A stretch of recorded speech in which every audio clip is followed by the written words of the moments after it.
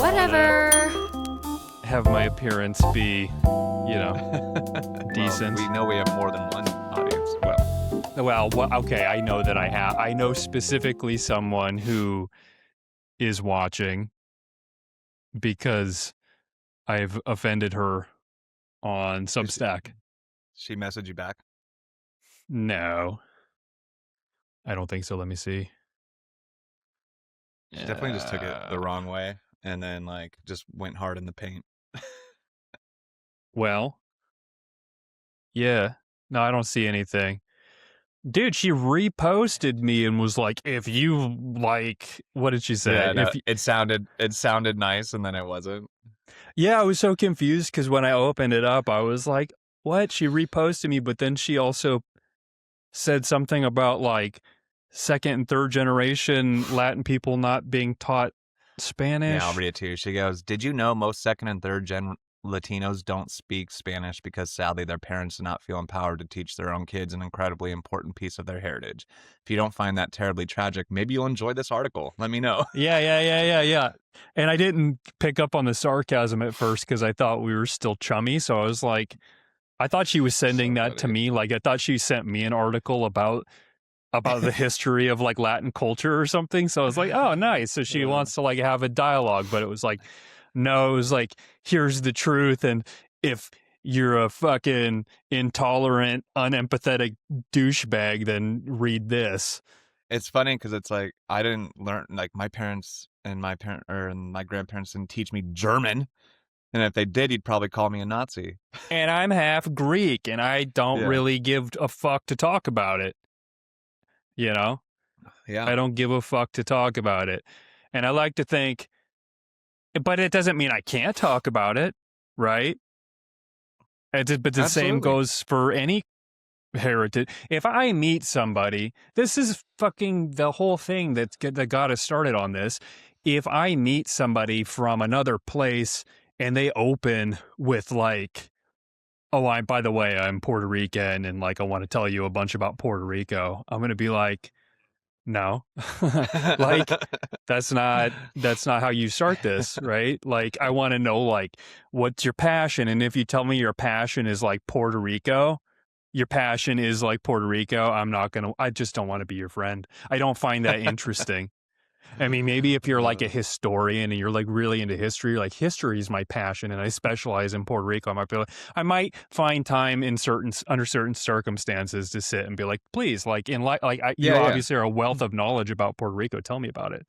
However, I didn't necessarily feel that during the Super Bowl. And so that's kind of why it's so tiresome. It's not I don't have any problem per se with I don't have any problem with Puerto Rican musicians, and I'm fucking happy when they get opportunities to showcase their skills. What I don't like is that not only the fact of your heritage should be secondary or much further down on the list than your actual offerings, as an entertainer or artist, right?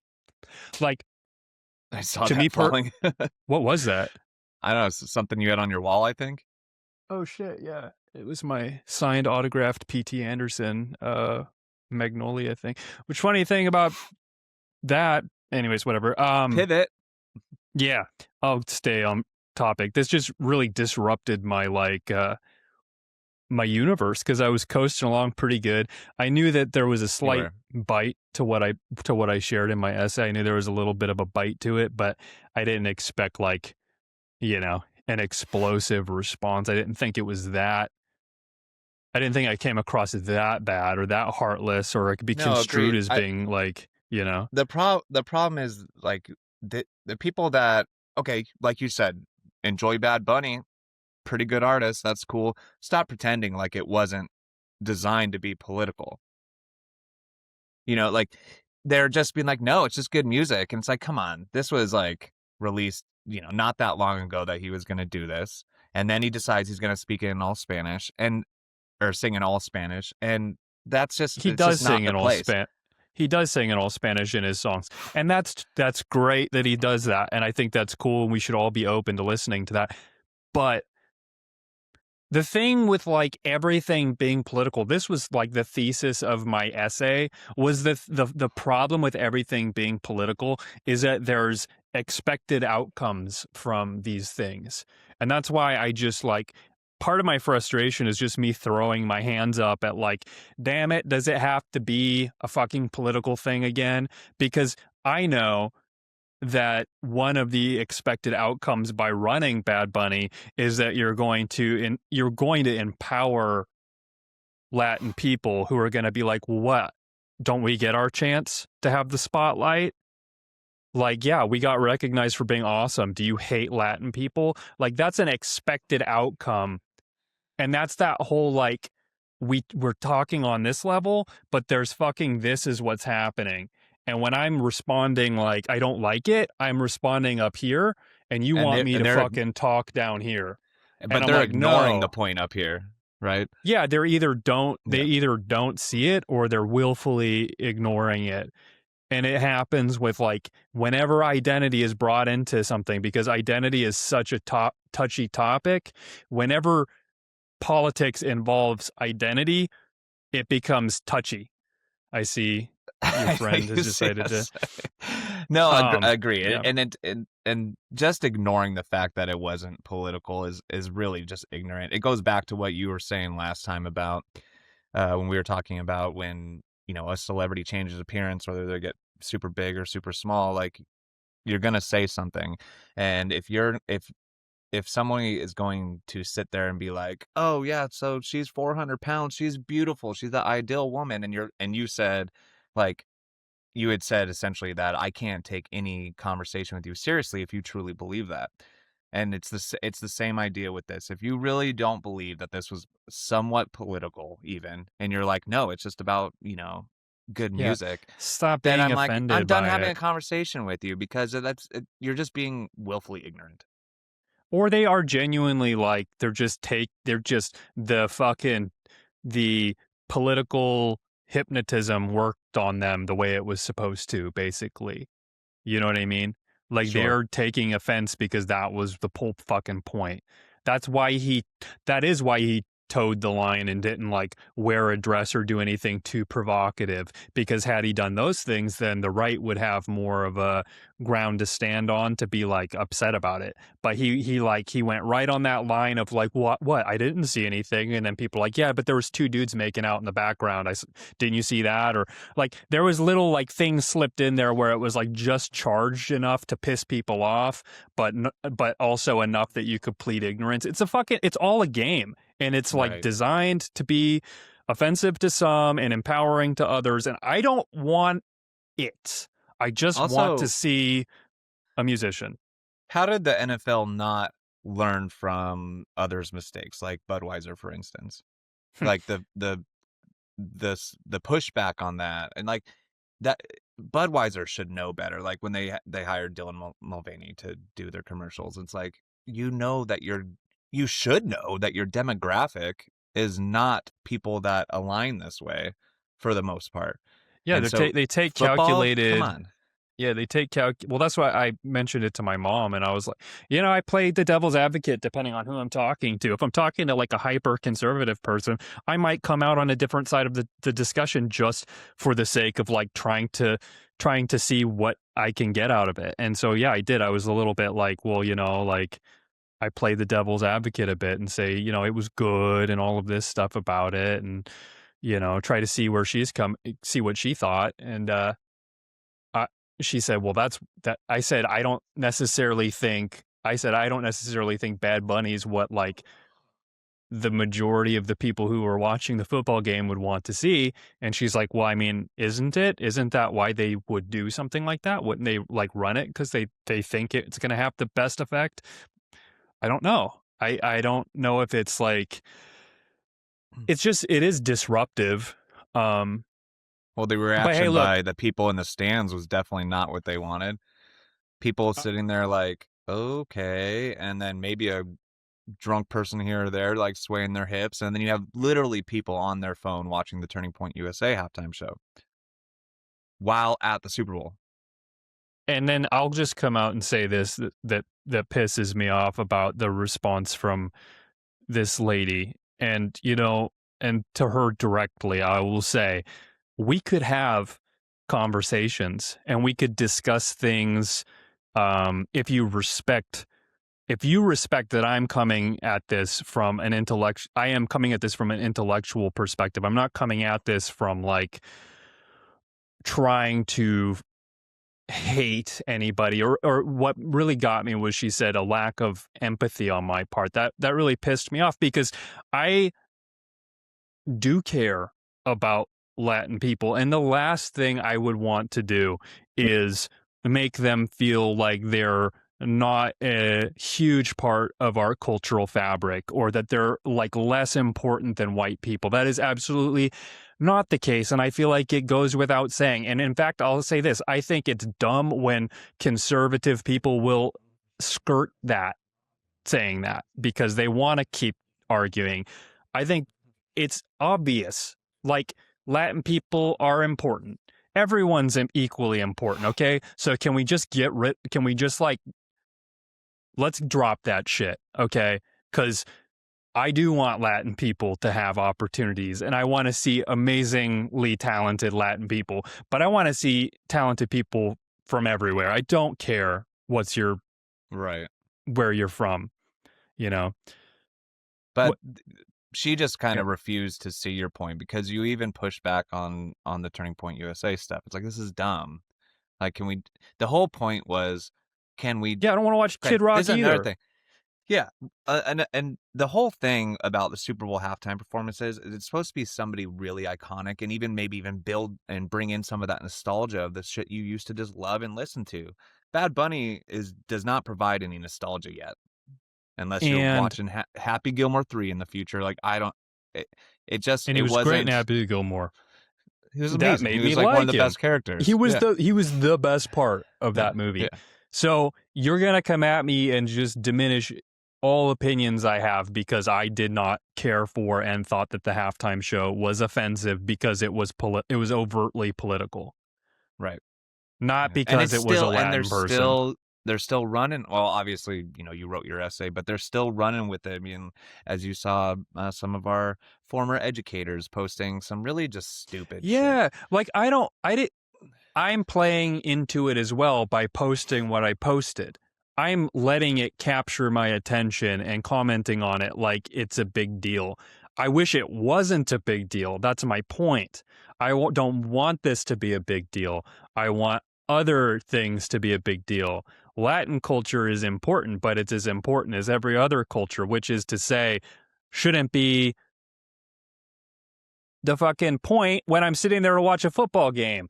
And like I said, it was all in Spanish, so whatever he said was completely lost on me as an audience member. So basically, like, what? I sit there and listen to some like, whatever, some decent beats and stuff, and it's all in Spanish, and then I don't know what the fuck is going on. And like, really, what I just want to hear is some good singing and some like guitar and stuff, and then I want to watch the football game. That's it. You Yeah, know? I no, want to I hear do know. some like phenomenal Latin singer singing in Spanish. That'd be cool if she like sang really well. And then I don't care that it's Okay, in. so here's the case in point. If Shakira was doing the halftime show, I'd have been all about it. Yeah, she's great. She's great. Sean Paul's Jamaican. Go ahead. Is he? No, wait. He's like, get busy. Don't get up. I think it's I don't like think he's some kind of, Jamaican. what is he? He's something. No, I'm Something thinking that of. sounds reggae. Sorry, I was thinking you were talking about Pitbull. Hey, he's Jamaican. No, Jamaican. Okay. Pitbull's I was just thinking, yeah. whatever. But again, yeah, it just they amazingly okay. Those two great talents have Latin heritage, or I believe that's what Shakira is. Don't quote me.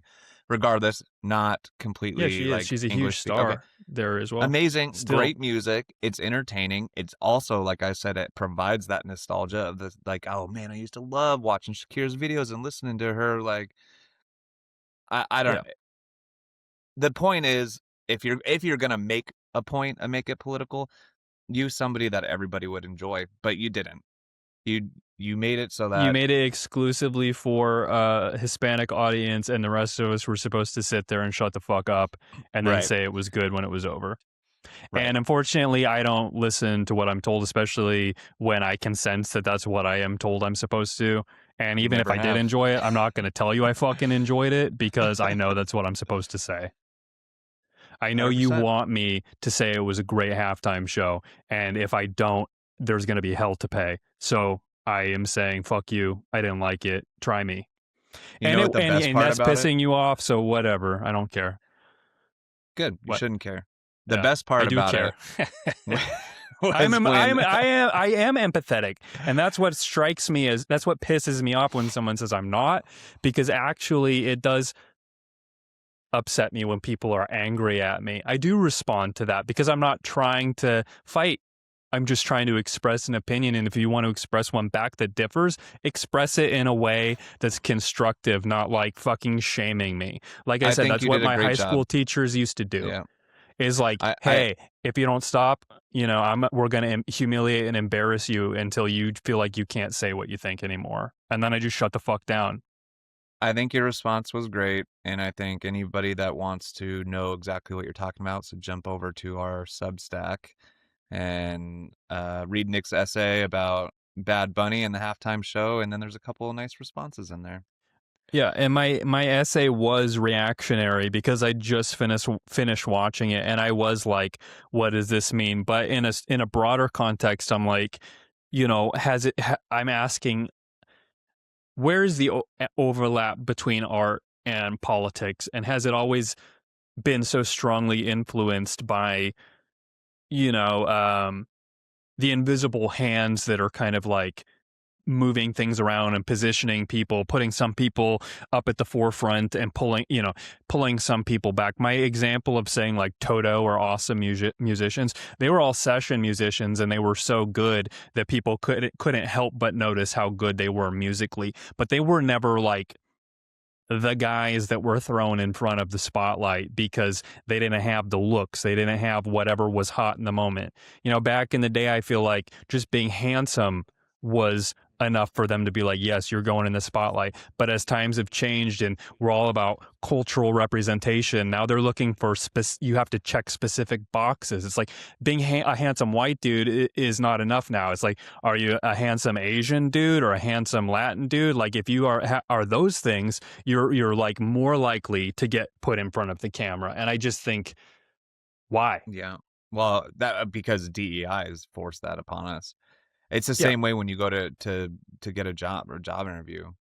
yeah. I had once had my profile, like my headshot on my resume until I was told, "You're a white male. You should not put that up there because they won't hire you for that reason." It's like especially in Seattle. I'm like, "You're damn right. I absolutely should take my face off of this," and that's sad. You know who'd make a Yeah, great man. halftime show Hmm. that only I would enjoy? Matchbox 20. Yeah, dude. All right, should we bring James in since you already fucking know he's here? Yeah, go for it. All right, let me just tell Oh, him to that's funny. join. Hey, man, jump Okay. in. So I'll preface James. Well, he's probably gonna pop in like 0.5 seconds. I'll preface James by saying that he's been working with me on my film project. He's one of the most outgoing, kindest people I've ever met. Can be friends with anyone, can talk about virtually anything. Anywhere I go in town with him, he knows the people there. He's like incredibly social and well networked. So if you don't like James, I think that's a reflection on you. I'm not talking about you. I know you'll like him, No, I know. but Yeah, yeah. if anybody doesn't like James, I see that as a reflection on you because this is the most like, you know, here he is. Put on your camera, James. I think it's loading. You're like, Here, without further ado. there we are. Hey. Hey, Hi, James. hey, how you doing?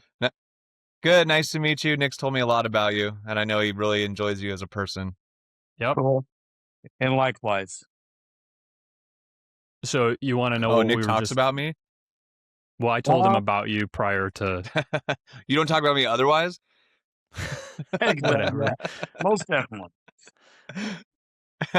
So James, you want to know what we were talking about before you jumped in? Maybe you have some opinions. Well, maybe. Sure, why not? Did you watch the Super Bowl? No. I heard All about right. it. Well, do you I heard know? about it. Okay.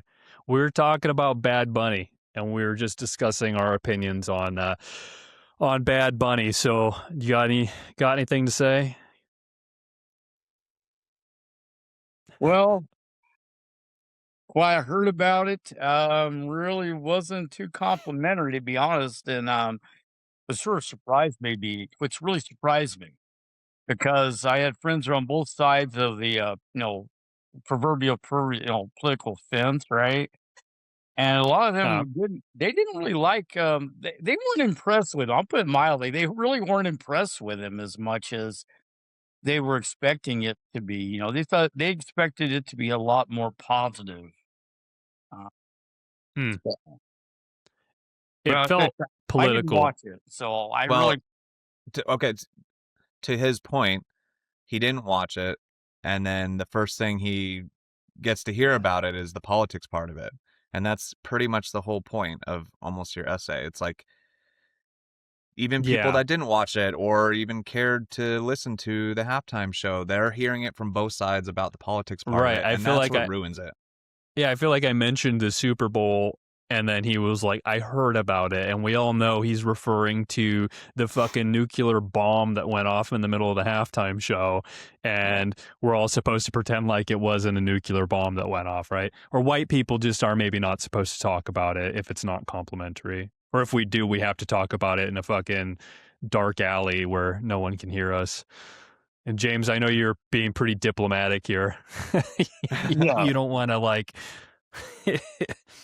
piss anybody off, but I got reprimanded. I got an earful from a half Latin lady because I said it felt like he was put there specifically for provocative political reasons, and I find that kind of annoying. I don't feel like he was there based on his musical merit, and I'm not saying that he's not a talented guy, because he is, but I don't think that's why he was there.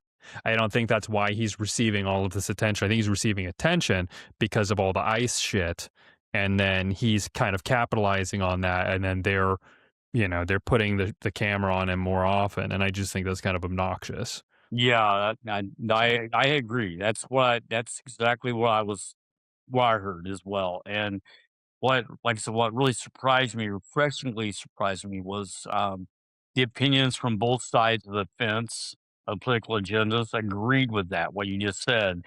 I can't wait to to talk to my friend's wife. She's from Chihuahua, Mexico, to get her thoughts Hmm. and opinions. And I don't think she watched the Super Bowl. I know her husband didn't, Hmm. but I like her opinion because it's completely transparent and on the table, right on the levels, right from the hip. There's no candy coating it. She tries to be tactful, but she does Hmm. not. She really doesn't side. If to be honest, she shoots from the heart about things, and Right. I got you. She's yeah, not political per se. Yeah. right. And she's taught classes at the University of Mexico in Mexico City. I mean, she's very intellectual, very highly versed. But yeah, she's a pretty, pull no punches, right to the point, person. But at the same time, she's very tactful. She's cool. But yeah, I agree I with think you. yeah. I think if I've learned one thing from the response, because look, I upset this woman. I don't want my goal here is not, I don't want to upset people, and it hurts me when I hurt people. I feel like I have to do damage control and then go talk to them individually and say like, hey, can we come to some middle grounds here, because I don't want you to be hurt. And I feel like if our podcast grows in reach and I continue to like hurt people, it's going to be more people, and it's going to be harder for me to like reach out to each of them like I'm going to feel compelled to. So You're gonna have to not. You're gonna have to not. It's like all the big podcasters, all the big YouTube personalities that say don't read the comments, and I Right. guarantee you, we have said some things on here that are going to offend people. You If she know, didn't, obviously, if she didn't like that one, she won't boy, like I hope she last doesn't episode. listen to a couple of the other episodes. But I will say that if anything, it's taught me that with things like this, because I think they're I think the political angle of these things are designed to make them untouchable, unless you are not like saying like glowingly positive things, because it involves something very personal to somebody, their like Latin heritage. It's by nature, it's like a very personal thing. So I think that maybe my mistake was not approaching it with a more. I don't think you made a mistake. I'm just going to say that she took it the wrong way. She became offended on your post, basically saying, "Stop making shit political. Just let me enjoy the halftime show." We might have both enjoyed it more had that not become a spectacle. But then you Look, were if you almost Bad Bunny forced had your come hand. on, like not with it lining up so well with all of this like ice stuff and this like stupid and the discussions are always about things that I don't think they should be about. Like if the debate is whether like there's merit or positive awesome qualities to Latin culture, which it seems to be, like the discussion is being made like, well, are Latin people as worthy as like white people or whatever? Do they not deserve, our accolades or our positive attention? It's like, that's not the argument. Like we love Latin people. That's not the fucking point, right? Am I Of wrong? course. Like that shouldn't be No, you're that shouldn't absolutely be the right. discussion. Exactly. Yeah. So, I Yeah. don't know. Anyways, we move on from this shithead discussion. Well, Or no, you I can do want your to say thing. one more thing. Okay, you go Okay. ahead, James, and then I'll have Well, my conclusion. Yeah, it's like when I did commercial seafood up here, I worked with a lot of Latinos and Hispanics. And like from Mexico, there's a lot of them there that were from North and South Mexico. You had the light skin Mexico, which obviously had more of the Spanish, the European blood in them, right?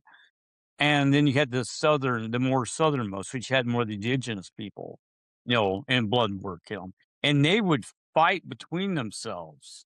Like, I mean, it's like the stupidest thing literally was in like the Los Angeles area code. They would fight over a damn area code, you know? So they made the proverbial mountain out of the molehill. That makes sense, right? They made something Yeah. Yes. just because it's like a very childish, immature, pointless, no progress whatsoever. They're not advancing, or it's just like, okay, that's my cookie. I want to buy out. That's my cookie. That's not your cookie. That's my cookie. So, but no, I agree. I agree wholeheartedly. I personally, from what I heard, was they literally runt the halftime show. I mean, it shocked me. A lot of people I knew who like Bad Bunny, they said that. Mm-hmm. They said he literally, well, a lot of one of my friends, he's from Puerto Rico, and he goes, I felt like they made a mockery. Like he insulted the Hispanic and Latino culture, and well, all of them in general. He said I didn't agree with that because he said that was they took a lot of things. They cited it was a one-sided, very biased performance, is how you put it. I thought that was a pretty Oh yeah, I tactful. would say it's a very biased performance for sure. And Mark, what were you gonna say? yeah, and as you were saying, he's very talented. Both were saying he's very talented, but they're going like, if anything, he almost made it an insult to not just them, but everyone across the board with any sense or of intelligence whatsoever. With I had to agree with him. He goes, I just couldn't. He goes, I didn't enjoy it after that point. He said they were making a very Yeah. a negative view out of something Right. that's supposed to not been negative. And he said, because I wasn't there to watch them. I was there to watch the game. I'm like, oh, Right. So yeah. yeah. Yeah, I mean, I guess I didn't watch it. Yeah. I'm a Seahawks fan. Go Hawks! I mean, until Alaska has I live in Seattle or around Seattle, so Yeah, Mark lives in Washington. That's but I'm a so Raiders fan. Oh man. Mark. The point I was gonna say was, you had kind of brought this up with the ice stuff. Is okay. One, Puerto Rico is an American territory, USA territory, correct? Mhm. Yes. Bad Bunny was like, I'm worried I'm gonna get deported, and ICE is gonna be at the Super Bowl, and they were bringing that stuff up early when it was never even gonna be a possibility. So don't tell me they weren't trying to make it political with ICE when he was the one saying like, oh, I might get deported, and then they're like, oh, we've confirmed ICE will not be at the Super Bowl. ICE was never gonna be at the Super Bowl. And then what did he So say soon. about what else did he say? Oh my gosh, well, there was one thing I mentioned this to another friend, one of the people that was watching our show, and I said, did you watch it? He said, no, but I saw him at the Grammys when he said no ice. So he made Yeah. it. He also did that in Yeah. preparation for this. Also, And then, if it's about him being, Puerto Rican, which is, USA territory, the amount of non-American flags in there was just also like a subtle dig didn't into he say learn immigration. Spanish? Didn't he say learn Spanish on? A lot of people said, or he had said essentially, I think that if you want to listen to look my that show, up. you should learn, or listen to my halftime show, you should learn Spanish. But so he's sitting there and he's sending love out to all these other countries, not the United States. And then on the flip side, you have, not that I watched this, but you had Kid Rock going, dust off your Bibles and give your life to Jesus. and two things, like two polar opposites, I feel like, as far as the political spectrum goes. He said on SNL, he said, you have 4 months to learn Spanish. Yeah. Wow. Hey, I want to learn Spanish. Just I want to learn as Spanish a skill. too. Yeah, It just feels everything about it felt hostile, and she was like, "I'm sorry you felt attacked." It's like, well, I think if it was designed to feel either empowering for one side and an attack for the other, and I suppose that's kind of the thing is like we all kind of have this like overarching view on the world, and where we differ on that is where we're going to come down on this thing. So if you are of the opinion that the United States has been this like white patriarchy for too long, and it needs to become this like hyper mixed like thing where there is no whatever like specific race or cultural features of the United States, where it's just this giant melting pot, and we speak a bunch of different languages, and we kind of don't have really any consistent, what would you call it? There's no dominant thing. It's all free for all. If that's your opinion of the United States, then I feel like for you this was great, because you're like, ha, let's end this discussion on this, which is shame on the NFL for forcing us to have this discussion instead of like people debating about whether the refs helped the Seahawks win or something, or just talking about how dominant the Seahawks were. That's what we should be talking about today, not about the stupid halftime show. And I got fucking they kind of hurt their this reputation. Yeah, I got sucked into this, and we talked before about the stupid ice shit, and I said I didn't want to talk about it anymore either, because I was like, if you walk in front of, if you drive into the middle of a ICE agents doing what they're doing, and they all have their guns drawn, and you insert yourself in that, I don't think I don't see a discussion of intelligence to be had there.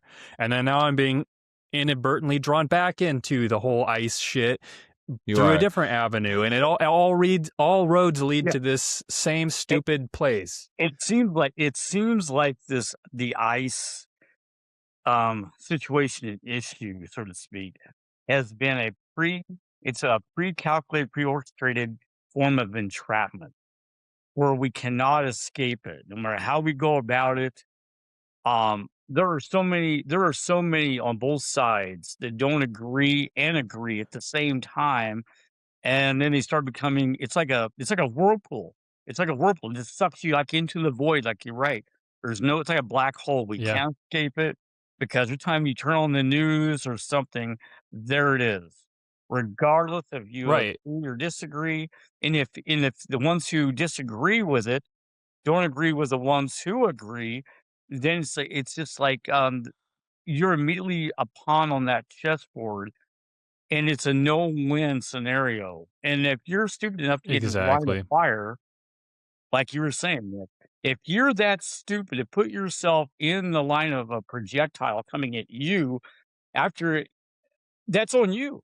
I'm sorry, that is on the receiving 100%. end. That's not the Absolutely. yeah, the person who pulled that trigger didn't Look, probably we got James now fucking going off. Radicalized, no joking. Yeah, radical. James, It didn't take long for the radical to come out. He Yeah. started very diplomatic, and now he's like, motherfucker. Oh, James, what do yeah. you want to talk about? We love Oh, to have yeah, you what- on here. what Do do you you got a wanna talk topic about? you'd like to bring up? Oh, this is like actually, I told Nick earlier, That's this why is we where brought I you go on, out man. at home. I'm just kicking back with my cat. She just left the room before you guys caught me back on here. And just like, getting back into filmmaking, locally, like like Nick and I have been working on Job, his project. I'm sorry, I let the cat out of the bag with the name there, Nick, but you probably already informed him on it. And we're You can starting edit it on and bleep it out. ah, That's fine. and That's fine. we're starting on our little our short films and things of that nature. And I remember when I did commercial seafood, we docked up down at Ballard.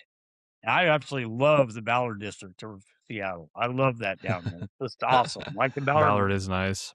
Oh yeah, Lake Washington Yeah, got yeah. you got Bumbershoot's there. Man, you gotta love that. I mean, it's just an awesome little. It used to be. It's changed, and Yeah, unfortunately, it's but yeah. but James is so like active. He's an active guy as far as like trying to get shit going. Like since I've been talking to him, since I met him, he's been trying to set up like film festivals or like going around talking to local businesses, trying to see if he can get something set up film festival wise or organize some kind of like a community involved thing. Like what do you think compels you to be so like community driven, James? well, from being a transplant from the lower 48 up here, and Mm-hmm. and coming back and having to go back and forth at times over the years. What I feel that the lack of reality shows, as I like to call them, like the Alaska Bush people, what a freaking insult. They make us look like we're a bunch of backward hillbilly retards up here, inbred retards in Alaska. I'm thinking, I'm from the Ozarks. I'm from the Ozarks, damn it. From right there an hour Oh, off the nice. border originally. Now I moved to Idaho, and that's the first thing that people said to me. Do y'all really wear overalls and combat boots? I'm Wait, what like, was the first thing they said to you? They asked you if you were retarded? What'd they say? they asked me, "Do you guys really wear overalls?" Because they see my grandpa who wore overalls, all right? I'm like, "Well, he was raised on a farm. He was raised in construction. That's how you had all the, places for your tools, right? But you said you used to Right. walk around barefoot?" I said, "Yeah, because I like it. If I don't care where I'm at, I like walking around barefoot." But yeah, So that's why you feel like trying to build a community here? yeah, exactly. Trying to get people on the lower 48 and outside of Alaska to realize that, hey, Oh, we're I see. You're yeah, trying we're to shed a light on Alaska. Yeah. right. And like especially with our filmmaking up here, we've had so much negativity come up due to the Hollywoodization and commercialization of it. They come up here thinking they're just going to walk in and take, what's the hours, the money, um, everything. I mean, and there's so much raw talent in Alaska. I mean, the scenery, yeah, we are the catnip of the film industry in Alaska, especially the Matsu Valley, right? And So you but feel like we haven't got a fair shake here, right? not at all, We're not at all. misrepresented? Very misrepresented, very, very, very misrepresented. And yeah, I mean, we had 36 Crazy Fists. Mark, have you heard that band? I'm from Alaska. Yeah, he's Okay, yeah, originally you're from from here. He hasn't okay, been well, for a Brock, while. well, We grew up next to each other. Yeah, right on. Well, okay, Brock, you lived in Willow too then. Or right on. I did. Well, Yeah, yeah. right on, sweet. Well, Brock, the front man, he formed another band called Paradise Slaves, and they haven't really took off like 36 did. But they came back up. They went down to you remember they went down to Portland, you guys, right? When they were touring Germany Mm. and Japan, and they had a strong following. Very strong following, and then they got told, "You need to move to Portland," by their manager because you need more exposure. You're getting too big for Alaska. Yeah. I call it the jewel factor, and, I was just gonna say. I was gonna talk about Jewel. yeah, and I met her family when I lived in Homer for a minute, and, What'd you think? she wasn't well liked. I'll put that way in a nutshell. I've discovered real quickly her, ego was not really welcome down there because she basically told everyone that she was too big for Alaska, and I'm like, that's sad because I liked her vocals, her acoustic guitar work, it's nice, but when she starts becoming that, I'm sorry, that loses our Alaskan integrity. And the same thing So when I James moved. is very like pro Alaska. Yeah, I've been, since I was up here for 4 years doing seafood before I moved up here, and, yeah, I always have a motto I told people in Lower 48, friends and family, and people I never even just happen to be sitting having coffee or a drink with. Either you're Alaska has something for everyone, but it's not for everyone, you know? Alaska has something for everyone, but it's not for everyone. That is Exactly. very well said. I Let's think Has make a that's shirt. something. Yeah, that's a great fucking shirt. Put James on I it. have a lot of pride coming from Alaska. There's a sense of pride when you live there, and especially in not Anchorage, when you've actually had to yeah. work in the wilderness and stuff. That I'm weirdly love to tell people. Actually, I'm from Alaska. Like Dude, that. guys, you I'm know what not. I think? I'm not from this dumbass freaking Seattle area. Sounds Yeah. like we need a halftime show, guys. Oh, yeah, I think so. I think so. for Alaskans. I Alaska think that I Pride. think the We're halftime show Yeah. needs us. So is the full-time show, and just There you fucking go. sitting there talking. exactly. I will tell you, you'll never see me with a 907 tattoo though. That shit irritates the hell out of me. Yeah. Yeah. Oh, we got audio. Technical. We James's face is gone. oh, there we There are. it is. Yeah, dude, I don't know. Being from Alaska's like, it's a mixed bag for sure. Like I think being from Alaska definitely gave me a unique perspective. I also do think that like sometimes people like artists will like they'll think they're too big, they've outgrown it here, and then they leave, and then they find out that they're, you know, they're competing with everybody else at the same game, as all the other places. They're all playing the same game, So I think there's good and bad. I think that I've seen more bands leave Alaska and get swallowed up into the nothingness because they don't stand out when they're outside of the state. Whereas you could be the Alaska's darling and stay here and be loved and cherished by your community. But yeah, like you said, there's the allure of like, well, maybe we can be really famous, and and then you detach from your community.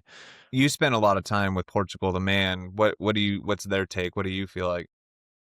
Oh man. Well, I mean, they do rep. Seems like they're repping the native population more now than like that seems to be what they're trying to kind of Alaska's is anybody in as that the group natives. No, I don't think they're native. Funny. But they're trying to put a spotlight on the natives, and so that's fine. That's their prerogative. But I do also know that they did the same thing. They left and went to Portland. Right. So. Right. And it worked out for them. To their credit, it did. It worked out for them. They got fucking famous. So, well, they had that "Feel It Still" song just blew up. Like, I mean, they were pretty popular or semi-popular. "Feel It Still" was definitely their Yeah. It just That was like, their yeah, that coming was out their party there. huge thing. Yeah. Yeah. So I don't know. I think like sometimes you do have to leave Alaska because sometimes it's like, well, I'm going to fight really fucking hard. Okay, here, let me put it into perspective using like a different business instead of like the entertainment business. Like we live in a town that has a very small population, and so there's only a certain amount of customers you can get here, right? So if you open a shop, you're basically limited by the population as far as like how much money you're going to make. And then you take into account personalities and like, just what do the locals like? What do they care about? And I don't think there's a huge love for the arts here. There's more of there people do love art here, but there's also a lot of really practical people who are like, I'm a homesteader, I care about hunting, I care about keeping my house warm, I care about my bunch of kids and working on this, like they care about how oil's doing. And for them, art is like something that's like very low on their list of priorities. So it's like as an artist here, you're fighting for the attention of those people, right? And so it's like, how much time do you want to spend trying to win the attention and win over these people who don't really give a fuck about what you're doing anyway? I think there are people who support you for sure, but there's also a lot of people who are gonna not really give a fuck. And it's like, is it worth it to sit here and try to like cultivate something when your own population is gonna hang you out? They're not gonna be able to lift you up like what you need if you're you know The, trying to make a career out of art.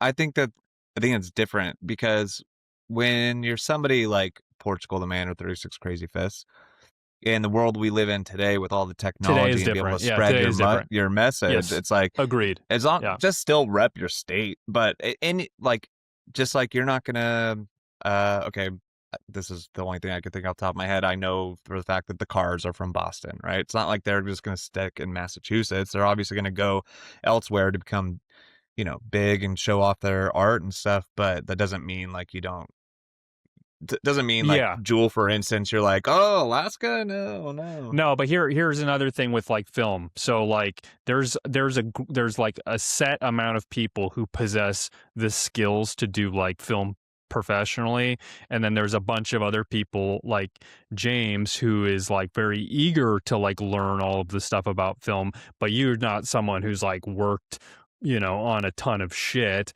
So you're you're passionate, but there's not that many people like you here either. So there's limitations as far as like if you want to make a film, your talent pool that you're drawing from is like much smaller. Like if you want people who have done it before, that's like a tiny amount of people. And then if you want people who are like interested but have never done it before, that's slightly bigger, but it's still not as big as it would be in a state like Washington where art is a priority there and there's tons of people who aspire to be, those places just artists naturally spring forth from the fertile soil there. Here we're like trying to make an arid, desolate area, grow a tree, and it's fucking fighting an uphill battle, kind of, Yeah, That makes a lot of sense. Yeah. it's like it's like we're literally in Alaska and so many avenues of respect, like you said, Nick. We are in a state of panic or distress to even if you're succeeding, you're still in that state of distress to succeed upon create success from that success. It's like a constant uphill battle. That's the way I look at it. Well, peaks and valleys. Did What do you Mark did Mark you don't know see? what peaks and valleys is. Okay, it Oh was no, a I couldn't. It was cutting out for me. Peaks and Valleys was made by Michael B. Dillon. He wrote the script, screenplay, and co-directed, and Michael Burns, who now is in Florida to teaching filmmaking down there. It did really well, if I may say so myself, Nick. I think you may agree. In the indie world, they broke 250,000. Took them 5 years, and like 1.4 No, million yeah. views over the world between Tubi and YouTube. But it once again, it was a very long struggle, long turmoil for them. So,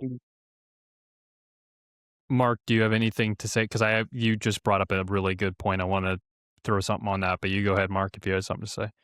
I don't know. I'm just listening. Okay, so what the point James is making is that you can strike gold here, and I think that's an important thing that's an important distinction to make, because what we're running into now with entertainment is an oversaturation in certain areas, where like in Washington, you're looking at a lot of shit that's the same, and people are getting inundated with all of these films from like the Washington, it's all everyone that makes a movie in Washington by and large are influenced by that area, and so it's all kind of presenting the same.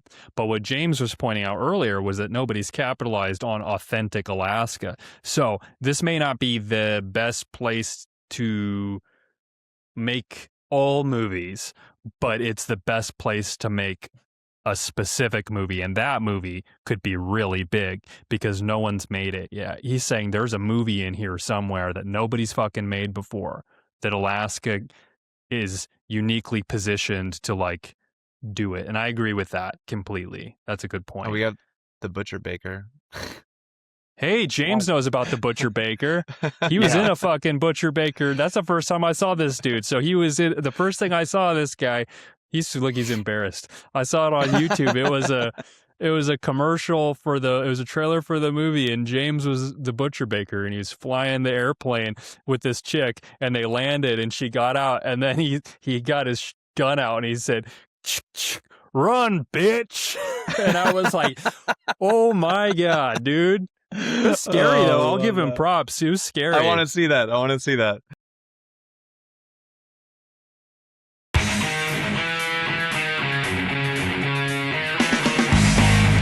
My airplane up for a little half-hour flight. You're more than welcome to go along if you'd like to go for a ride. Sure, sounds great. It gives me a break from my job. I'm working in a bakery. I own one. Is that right? Yep, got lots of donuts, especially raspberry filled, some real popular around here. Really? Yeah. It's my favorite donut. Really? Mm-hmm. My photos being photographed? Maybe. Well, good. That sounds interesting. That's why we're here, I thought. Oh, yes. Yeah, as a matter of fact, we are going hunting. What for? Humans. Run, my... Wait. 60-second head start. 10, 20, 30, 40. You better start running, bitch! No! I want to see it again too. I haven't been able to find it. Maybe James has a link he can share. I'll try to find one and send it to you guys. That was I'll fucking clip it in right here on the podcast. Yeah, all 15 of our viewers are gonna fucking see that shit. Hell yeah, dude. Yeah, James is a character. That was a fun little shoot, and that I have to admit that was a fun shoot, and that was after I got off work, as always, running in. Those guys had their days off to do what they wanted to do, and pretty much self-employed, made their own schedules, and I just run in and like, you want to do what?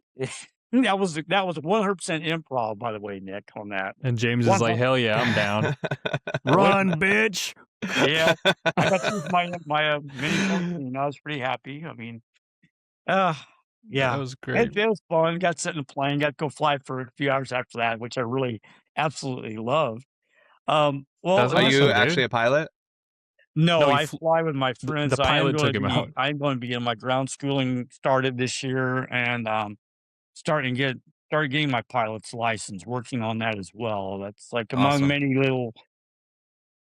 I got too many, as my old mom used to say, you have too many rods, you're rodding too many fires. I'm like, yes, ma'am, I do. You got a big rod, right? Inch and a half short of adult movie industry. But yeah, there's a similarity between you guys too. And I'm not involved. You guys are both martial artists. James is a Wing Chun guy. Oh, that's awesome. I've trained in several different arts. We used to go to the Seattle Kung Fu Society when it was downtown there, and we trained within Hunt's martial arts when they were still teaching down there. So when I That's was James, down in the awesome. valley, yeah, that was my relief from the Mark's boat. a I'd get out. karate dude. What style? Yeah, I did karate. My dad would teach. He actually would mix everything up. He came up with his own kind of combination called Sandabutsu Ryu. Nice. So we did a bunch of different stuff. Just threw it all in there. You know, kung fu, jujitsu, just regular karate, like all of it. And it was I don't know. Part of it like defines me. I feel like just also For sure. not the art or the skill of it, but just all the great things that accompany it. And I'm a big advocate for children being in martial arts. And Yeah, so am I. You know, and my just first yeah. the first martial arts I trained in was Ishin-ryu, which is offshoot of Goju-ryu. But my sensei at that time was Fucking a Vietnam sophisticated. vet Marine, and it was a combination. It was primarily it was Ishin-ryu, but we mixed Western boxing, small circle jiu-jitsu, along with other, tactical, jungle tactics, so to speak. Now I moved to Idaho in '89 and got involved in Lung Ting method of Wing Chun and stuck with it. And then I supplemented that with Muay Thai, Piap Salat. Oh yeah, This you dude, dabbled this in is it. I love it. fucking John Wick Exactly. over here. Um, Walking freaking weapon right there. I remember when we were little, I was at Mark's house and I kept squirting him with this tiny little squirt gun. Actually, I was squirting everybody with it. Do you remember this, Mark? No, you're the best. Because this is what you did. This is what he did when he was mad. I squirted him with the squirt gun, and he just. I don't even think I got a warning that was like maybe one warning. And then he dropped down on all fours and fucking donkey kicked me right in the nuts. And I got so mad. I was like, what the fuck? I was playing. And he's like, he was not in a mood for it. I'm not playing around. He was in no mood. He just dropped down and fucking donkey. It was more like a sack tap. You didn't full on kick me, but I remember that because I was playing and Mark got serious. I was like, oh, I guess we're not fucking playing anymore. Yeah, well, you're notorious for not listening when people are like, stop. Yeah, and I think it was not the day to try Mark. And he was like, I'm gonna give him about one chance to settle down before I end it. And I was like, what the fuck? I'm done playing with you. You're a bitch. Kick me in the balls. What the hell? I just remember beating you and Micah with sticks, but yeah. Oh man, that as well. Always a good thing. Gotta love a scrimadore. I mean, gotta love a scrima. Love them stick. How the arnis. Well, I feel like fighting arts. I feel like we just barely scratched the surface of what James really. I mean, this dude is a deep wealth of knowledge and conversational. Like, there's so much more to be said, and I want to have James come back for a future conversation because this was like, dude, you just like it was so natural, just throwing you right in, and it's like, what? This is great. This is so good, but. We are getting to the part of the podcast where we have to just have James exit the podcast, unfortunately. Well, thank you both for get to our agenda. For including me in this podcast. It's been great. And I'll have you on some more. Are you good to come back? Definitely. Okay, good. All right. Well, thank you so much for coming in, James, and we will talk to you later. Thanks, James. It was a pleasure meeting you. Nice to meet you. All right, bye.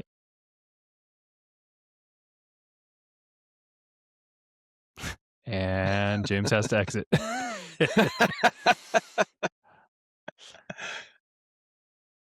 There we go. All right. A character. So, ready for the wheel?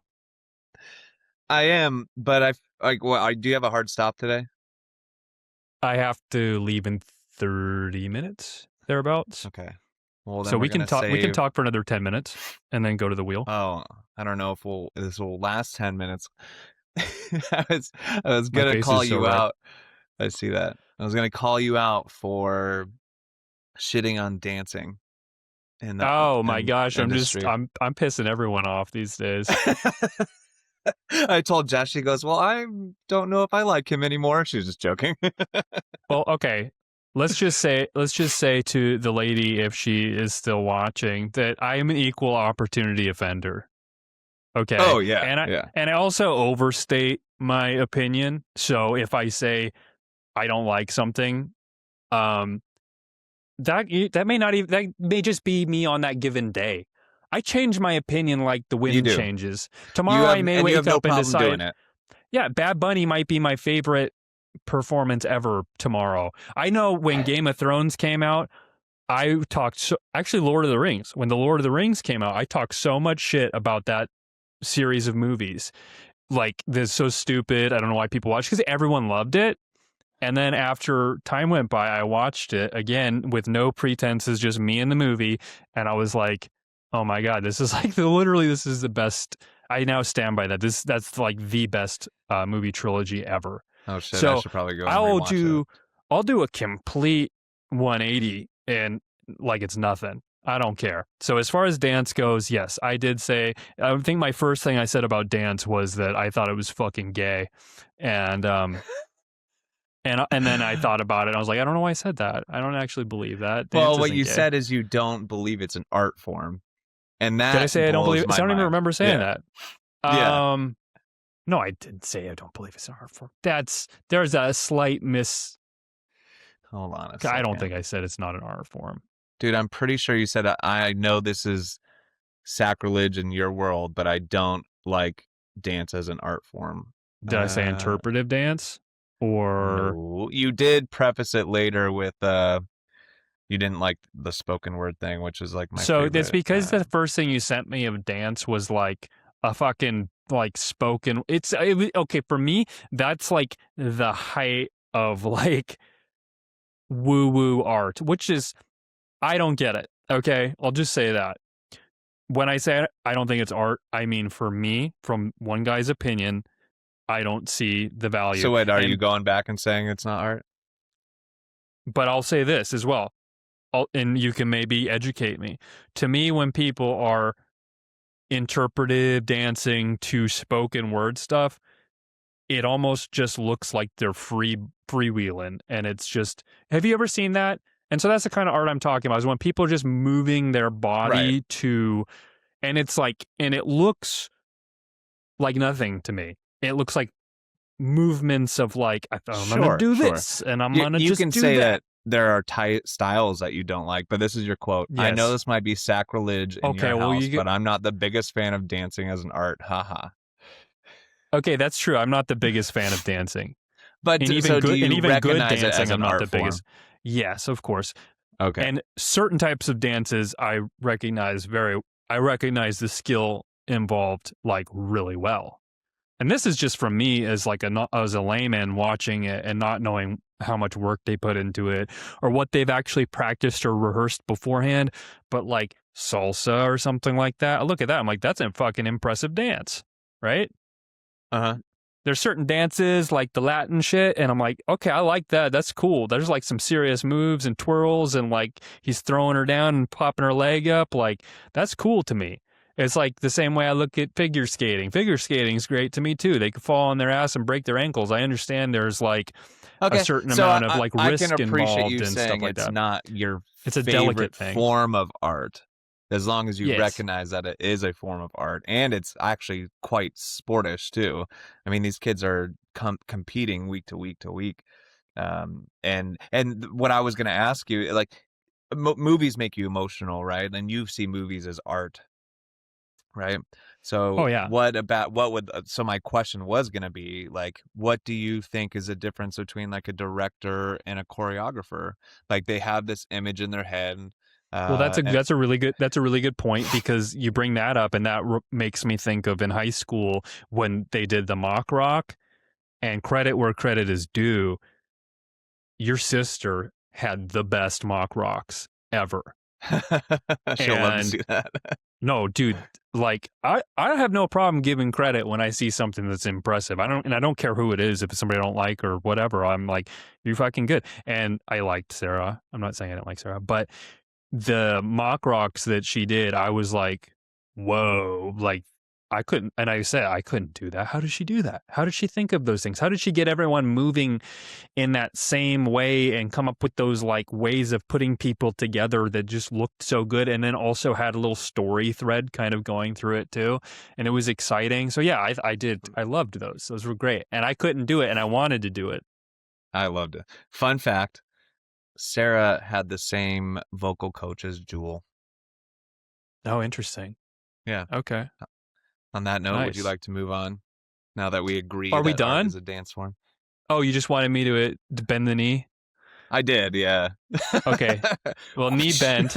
Let your Bitch. let your wife know that I do like art, but as with any art form, I think that it can get into a very like abstract, pure emotion place where it's not really entertaining to people outside of a very tight group, and that I don't like. And I think with dancers, I've noticed a propensity for going to those places more than other arts. Like dance, if somebody tells me they're a dancer, my first prejudice is you're unstable.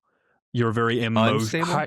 yeah, like you're highly emotional, God, you're gonna physically. get shit on so hard. No, I'm not saying it's everyone. Your wife seems great, but like they're like people who express with movement that's a very like abstract, and it can go into abstract places, and it's incredibly it's like acting. It's an incredibly emotional thing because like with film, it's so premeditated. Like you're writing, you're planning, you're thinking in terms of like calculations, right? But with acting, a lot of it is like you have to be there and you have to conjure feelings in that moment, and those feelings have to be expressed with a certain motion of your body. So when I see a dancer as well, some of it's just too emotionally vulnerable, and to me not aesthetically appealing enough to just, and then I'm like, and you're also being like really emotional right now, and to You know, me it's funny. doesn't make sense. I think then that and what Jess teaches hip hop. Yeah, which And that's like, yeah, that's got a lot of like actual real structure that's and what I'm rhythm saying. and Yeah, it's like symmetry it's almost and I like a think that you cheerleading would type. actually enjoy that. It's very good. So you might enjoy something more like that. That's like the emotion is actually more just I wouldn't say it's like that raw sad emotion that you probably don't appreciate Like more the people so. running around with the streamers and like the gymnasts. Yes, and nobody does that, man.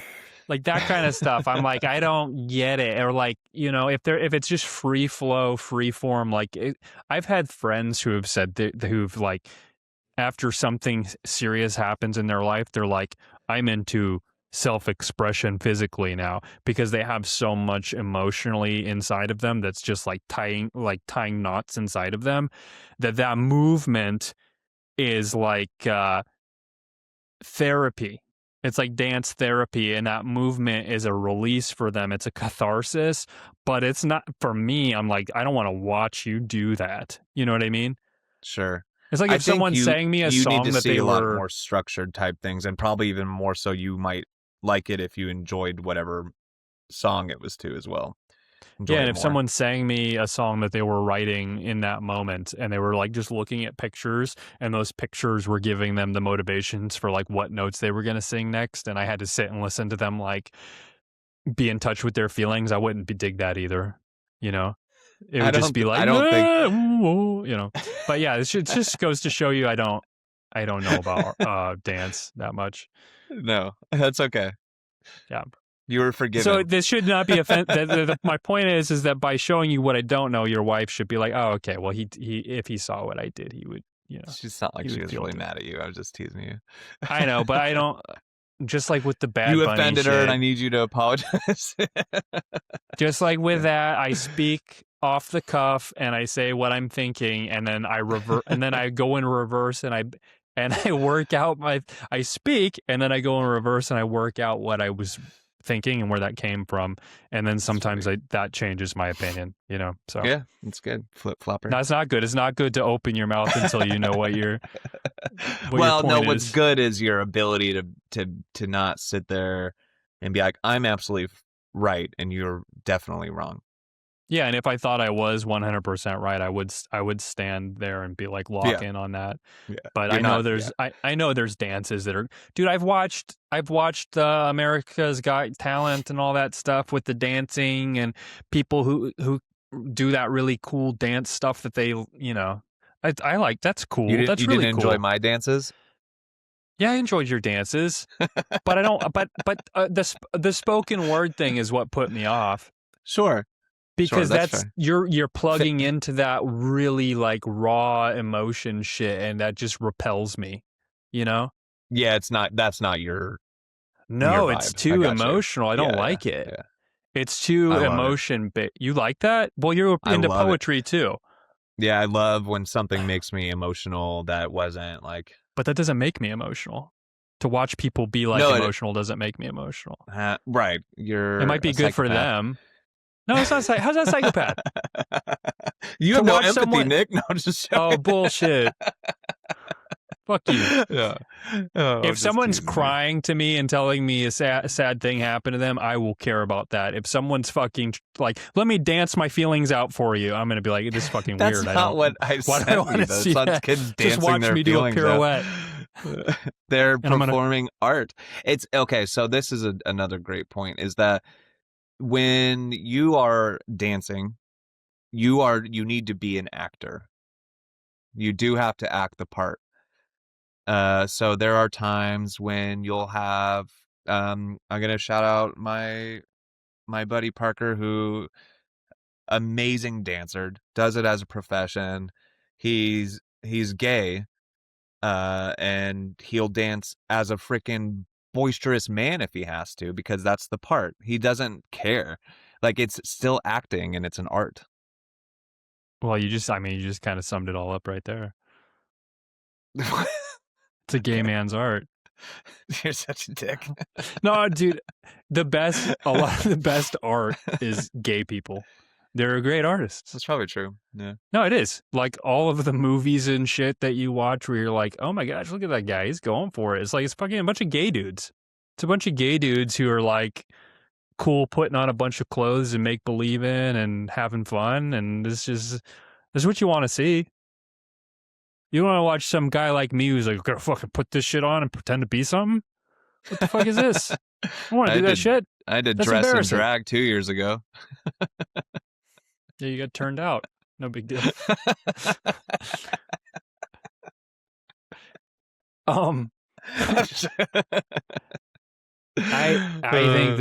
think that gay people, the world would be a much more boring place without the spice of their bravado. You need men. It's just like male cheerleaders. You need guys in feminine arts to like provide some counterpoint. Otherwise, it's just a bunch of women doing women stuff. The guys can help. They can offer services as well, and it's important. You know, there's a lot of male straight dancers, right? Yeah, like yourself. I'm aware. I'm talking about movies. I don't consider myself a dancer. I just do it for the entertainment value of it, not as, yeah, like, there's some passion. really like masculine dancers, for sure. Yeah. But the acting thing that you brought up was interesting about gay men playing straight dudes and getting into that role and stuff like that. Yeah. I mean, dude, one of my friends made the most sexist comment ever a long time ago, and it's always stuck with me because it was so fucking sexist, but it's hilarious. He was like, we were just walking home in Seattle one time, and he's like, you ever notice how, like, if men apply themselves to something, they can just be, like, so much better at it than women can? Like, anything. And I was like, what? And he's like, yeah, like, look at hairstylists.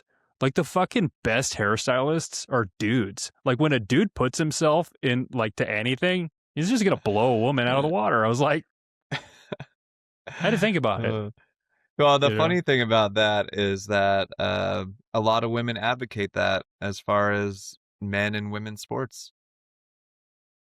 Well, that's physical.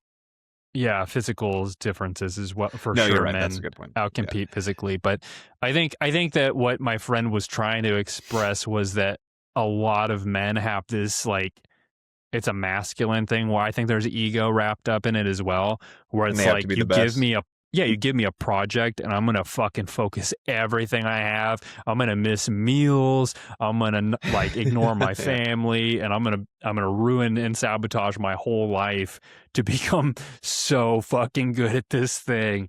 And so They're like, It's yeah, funny. I think of it as like I'm a sure lot of women do that people too, think though. that a lot of people think that like women should be cooking the dinner, right? But who's the most well-known chef in the world? So you can back up my friend's point right now. Well, I I guess I am, but I don't mean to. But those stereotypes just don't typically exist anymore, I suppose. Well, I guess the reason I brought that up was because there's like a level of masculine respect where you can respect a man. This is sexist because this is me just showing I'm just embracing chauvinism right now.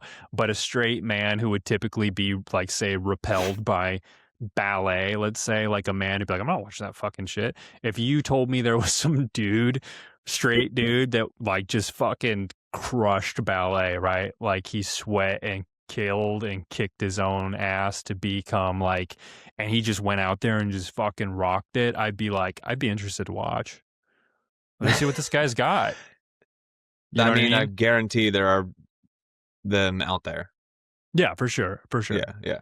But the Yeah. idea of like anything can become masculine if a man approaches it like, I'm gonna fucking kill this thing, you know? It's like That's funny. the feminism is sucked right out of it. It's like, I'm gonna fucking be perfect. I'm gonna fucking perfect. If I fall doing my little toe walks, I'm gonna fucking burn this building down. You just be watching like, holy shit, this guy's nuts. It's great.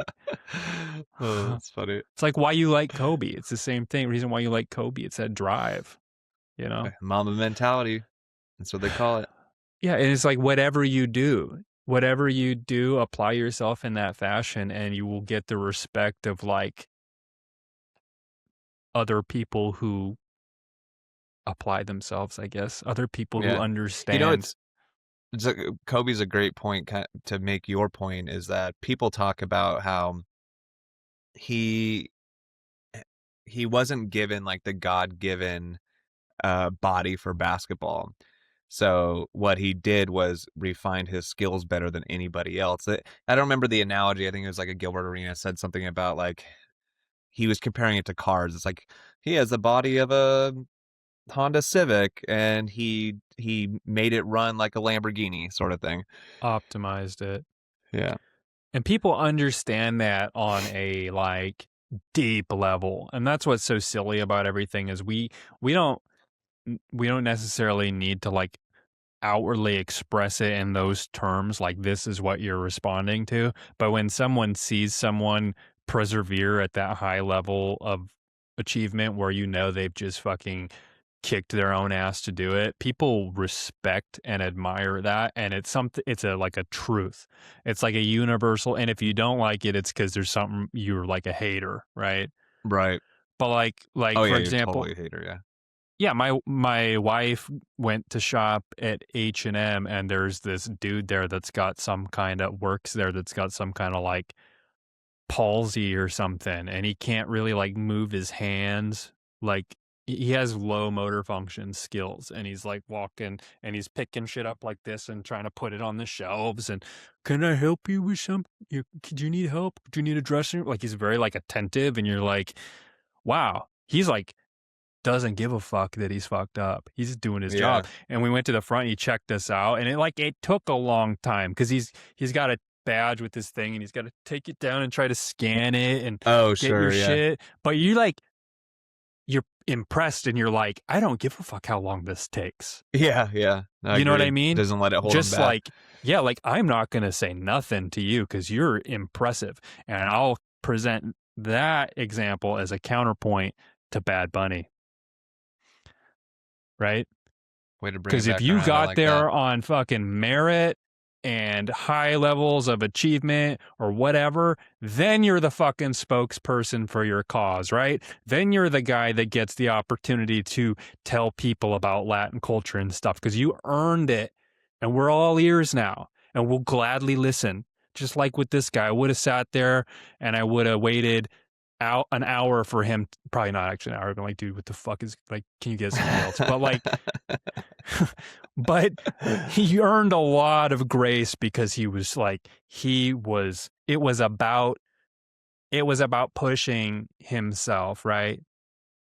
It was a man, and it was a task, and it was a goal to make that task his bitch, and it was impressive. And you don't see a lot of that, unfortunately, or you see a lot of not that here in the United States. You see a lot of people who would rather sit there with minimal problems, right? And then just say, I can't do that. Right. Minimal shit holding them back, and they're like, I can't work, dude. Are you fucking kidding me? It's like, this guy can't fucking work. He can hardly carry a pair of shoes, and yet he's doing it. Yeah. Right? That's like, yeah. Yes. It pisses me off when I think about those people that are just like, would rather just live off the government. And it deserves all of our respect. And if that's what we embraced as a society, was like dude, Queen, right? Freddie Mercury, he was the most flaming gay dude in the world, but like the best singer, the absolute best singer. Like, I don't care how homophobic somebody is, you got to give the man his due. Like, I know people who like straight up won't talk about the fact that he's gay because they're just so homophobic, but they still love Queen. You can't not. He made it impossible.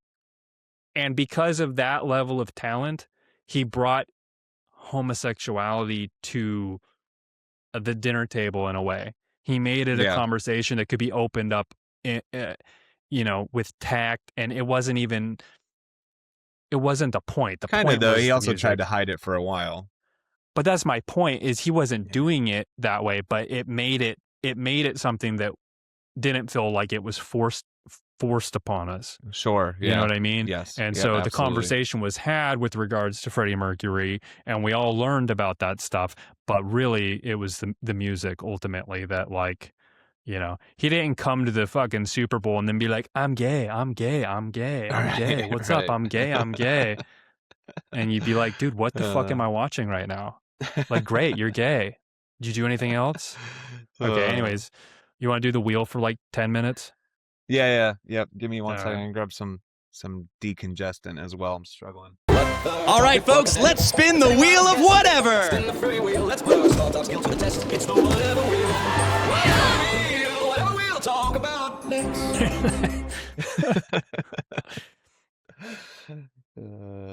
We got boundaries.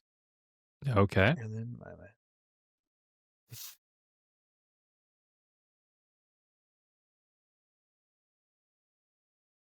ooh, and parenting.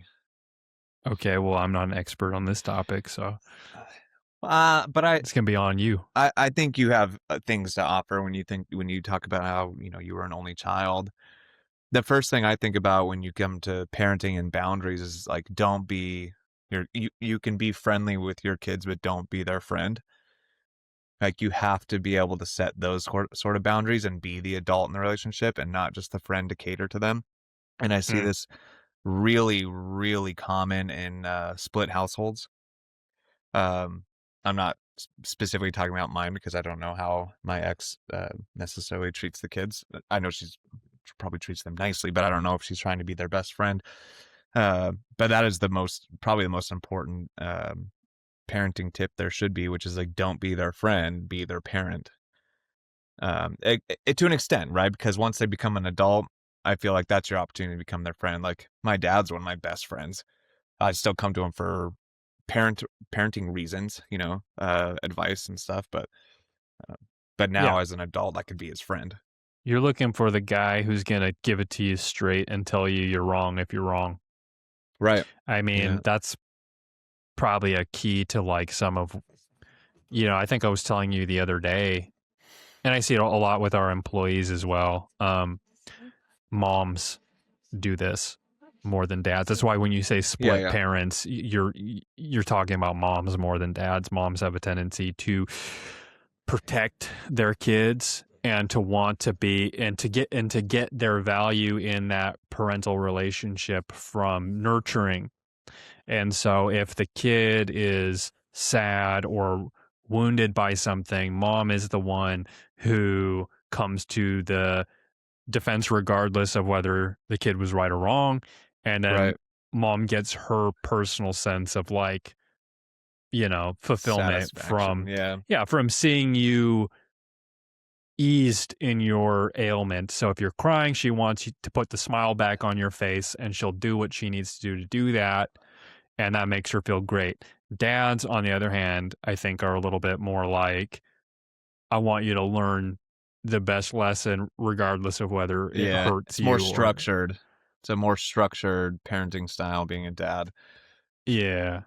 And it's I'm not going to sit here and say that that's just like black and white easy. It's very hard sometimes to say no, because you want your kid to be happy. Like, I want to do whatever I can to make you happy, but I'm also like, dude, like, I'm not going to just buy you a freaking new a new VR every year when you break one. Like, you got to learn the value of a dollar. And you know where this might come from? It might come from the fact that I think as a dad, you see yourself as capable of rescuing your kid from severe situations that they might get themselves into. So you're more willing to allow them to go into more dangerous territory, or you you expect them to try their best to rescue themselves, but if they can't, you can jump in always and rescue your kids. Right. However, as a mom, there's limits physically to how much you can like bail your kid out. Since you're the protector as a mom, I think you're more aware of your like physical limitations, so it scares you a little bit more to let things get away from you, like to let the kid make mistakes and stuff. You're like, gosh, but what if they make too much of a mistake and then I can't help anymore? Like, you cut it off right away. You try to offer help immediately and prevent things from going, immediately put out the fire. I don't know why this makes me think of it, but I think of it, think about swimming, teaching your kid how to swim, for instance. Like, a mom might sit there and hold them under the belly and be like, no, you got to do this and this. You have to. And then there'd be like me, where I'm like, okay, you ready? I'm going to drop you. And then you drop, and it's like, panic, panic, panic, panic, panic. And you might figure it out, or I might be there to pick you back up, but we're going to do it again the same way. Yeah. And like, you're confident, like, if he starts to sink, obviously I'm going to be able to jump in and help him. Right.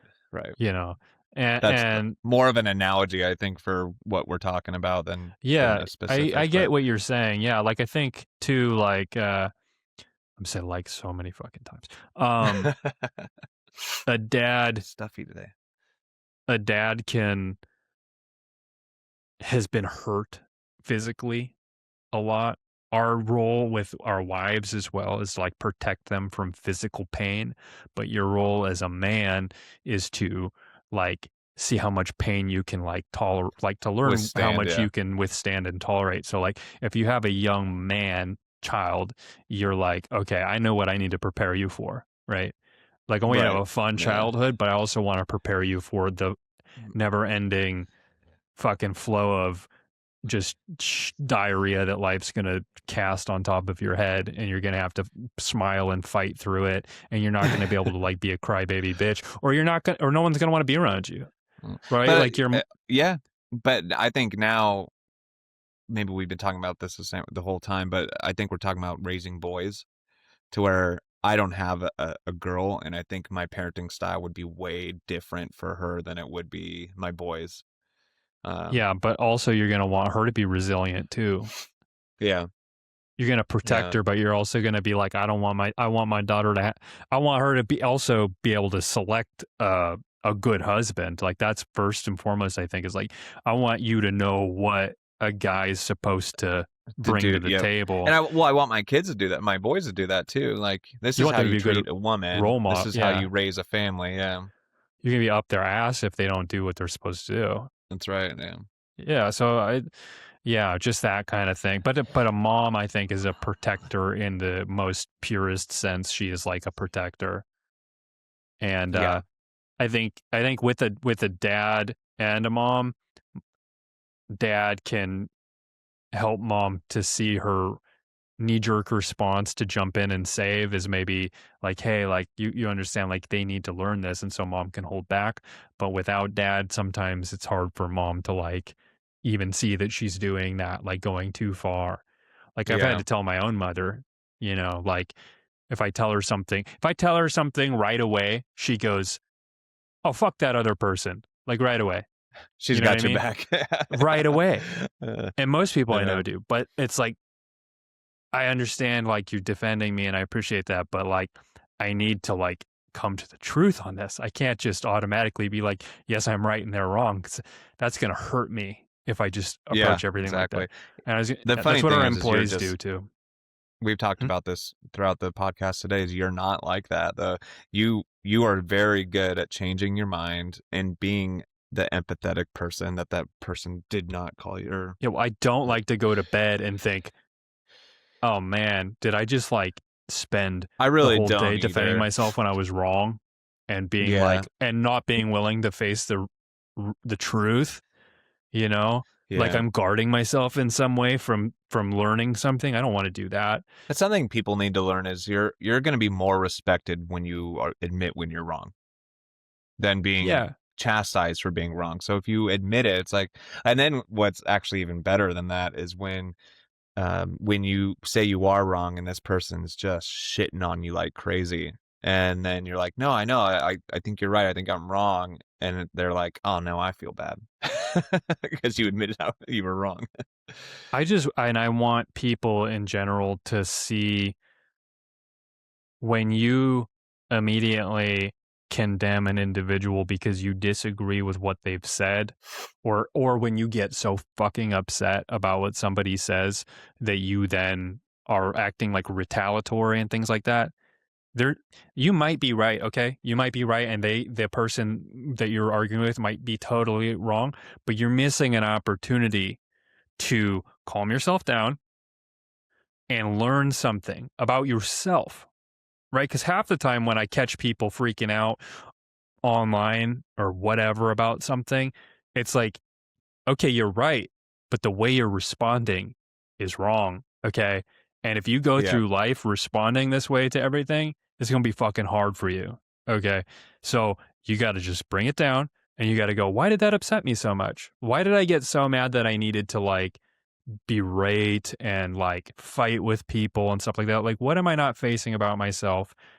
Because if you can get rid of your own triggers, you're going to be like Neo in the Matrix, Yeah, bulletproof. It was just the best place to be. agreed. It is the best feeling knowing, no matter what somebody says to you, that you're not going to get that upset about it. I feel like Yeah, and I that hate is that so I get upset freeing. about it. Yeah, but It's when I people still try to think make that you feel like you're a bad person. That's my fucking Achilles heel when someone's like, when I look in their eyes and they look hurt and they're like, you were mean. I'm like, fuck, that's my Achilles heel. You're playing on my emotion. And it's in there. I've got it.